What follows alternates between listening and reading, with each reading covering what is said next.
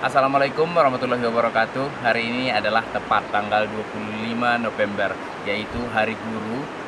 Dan di sini saya sudah bersama Bapak Anwar Anas. Kita akan berbincang-bincang dengan beliau bagaimana pengalaman beliau tentang menjadi seorang guru. Baik, terima kasih Bapak Anwar Anas telah menyempatkan waktunya berbincang-bincang dengan saya. Yang pertama yang ingin saya tanya kepada Bapak Anwar Anas, tahun berapa Bapak menjadi guru?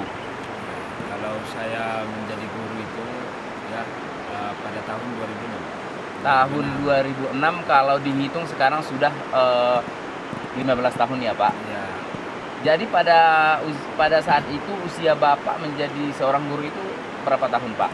usia saya pada saat itu kurang lebih 18 tahun gitu. Jadi pada saat itu Pak, jadi seorang guru itu tidak diharuskan untuk S1 ya Pak? Belum ada? Sebelumnya kan ada dalam Permen ya, Permendikbud terkait dengan untuk melengkapi kebutuhan guru ya.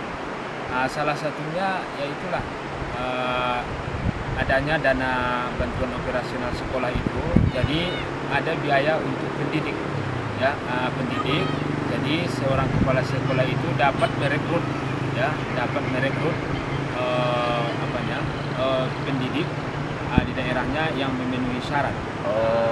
Dalam tanda kutip, kita kemarin itu ya sambil mengambil S1-nya.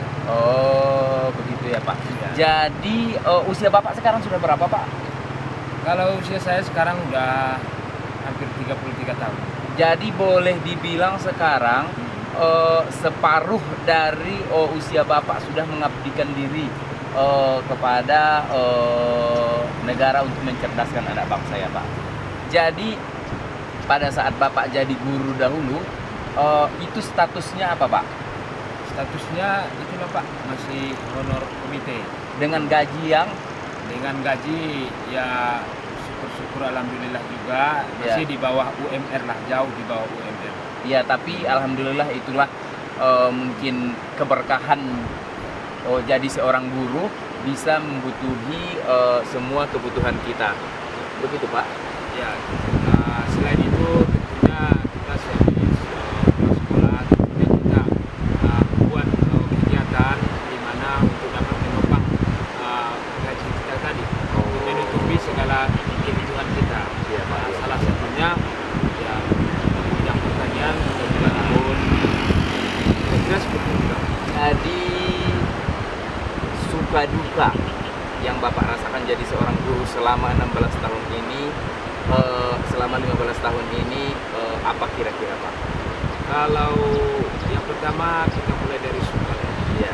Kalau kita sukanya ini istilahnya kita tetap semangat, bahkan lebih semangat apabila pelajaran yang kita ajarkan kepada siswa kita itu dipahami siswa dan memang betul-betul dia paham apa yang kita jelaskan. Artinya dia berhasil mencapai, misalkanlah kalau kita bilang nilai yang di atas KKM yang kita tentukan.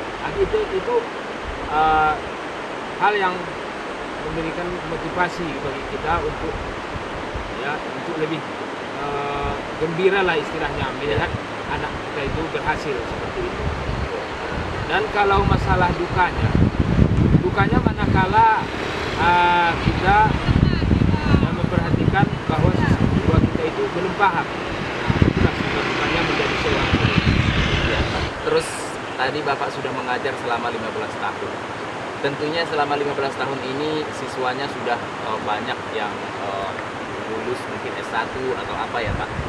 Bapak pernah dengar dari murid Bapak sendiri yang sudah menggapai suatu prestasi yang membanggakan menurut Bapak? Saya rasa sudah banyak Ya. berhasil, baik dia di dunia usaha, bahkan sudah ada juga yang sampai dia mungkin sudah PNS, bahkan ada juga yang masih tarafnya masih honor juga. Ya. Sudah banyak yang demikian. Jadi murid Bapak tadi sudah menjadi seorang PNS. Bapak tadi statusnya masih honor. Masih honor ya Pak. Jadi Bapak merasa, apa yang Bapak rasakan ketika mendengar siswa Bapak sendiri sudah menjadi PNS? Banggakah, sedihkah, atau apa yang Bapak rasakan?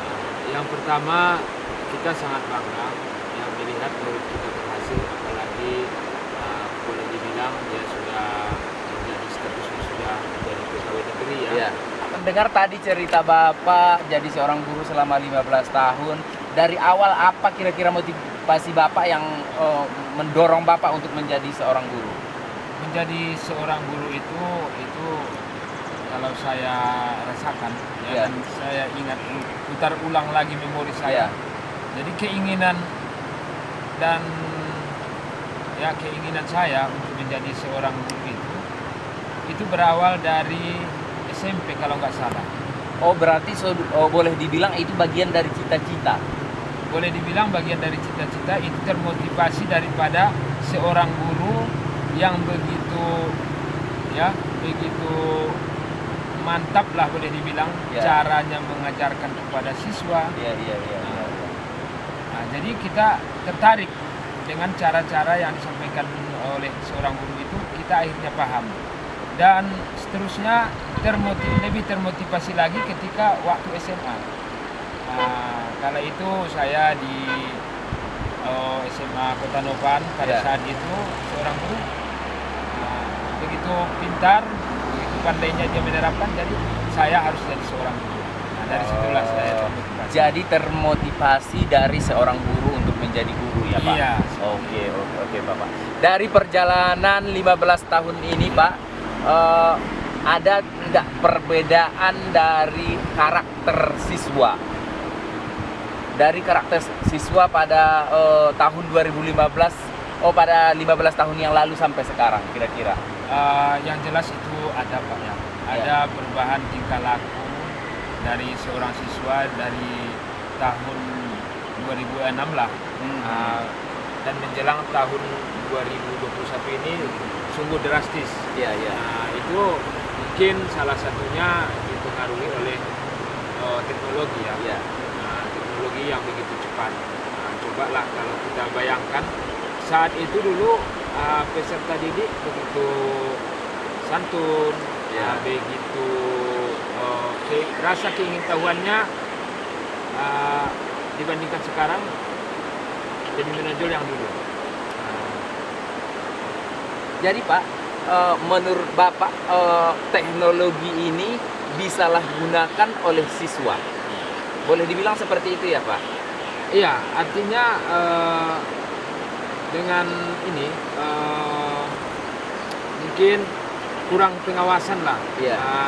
Otomatis yang pertama itu dari pihak keluarga. Iya. Kalau kita di sekolah sampai saat ini, karena mungkin ketersediaan gadget setiap siswa belum tentu, berarti kita di sekolah, kalau saya kan di SD Pak.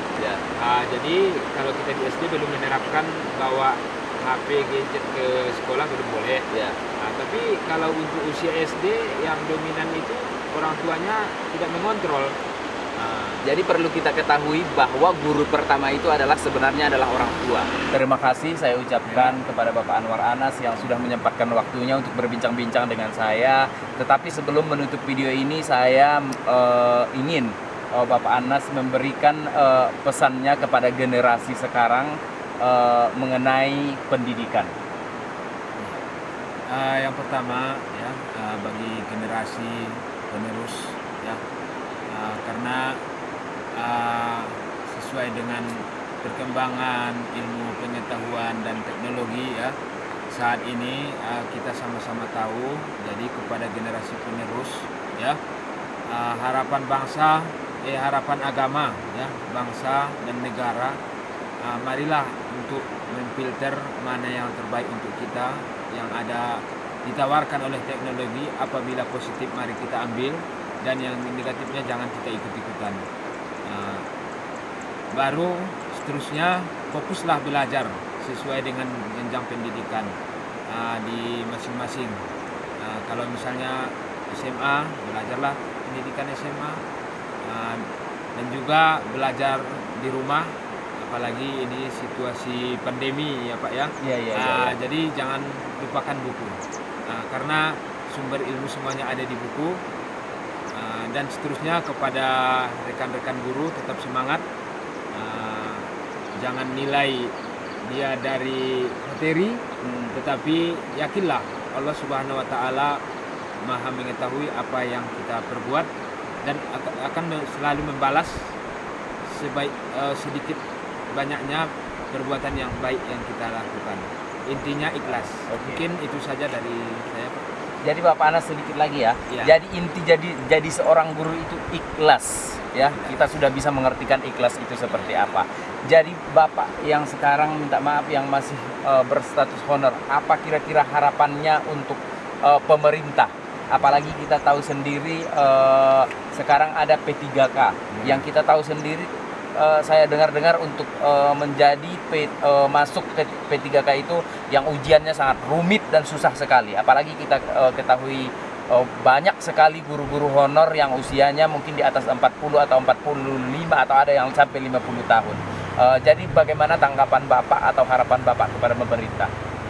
Harapan kita kepada pemerintah ya, jadi tetaplah fokus untuk mensejahterakan para guru, dan mohonlah kiranya agar ya dipermudah, ya janganlah dipersulit, karena biar bagaimanapun tanpa seorang guru ya segala sesuatunya tidak akan berarti ya. Begitu Pak ya.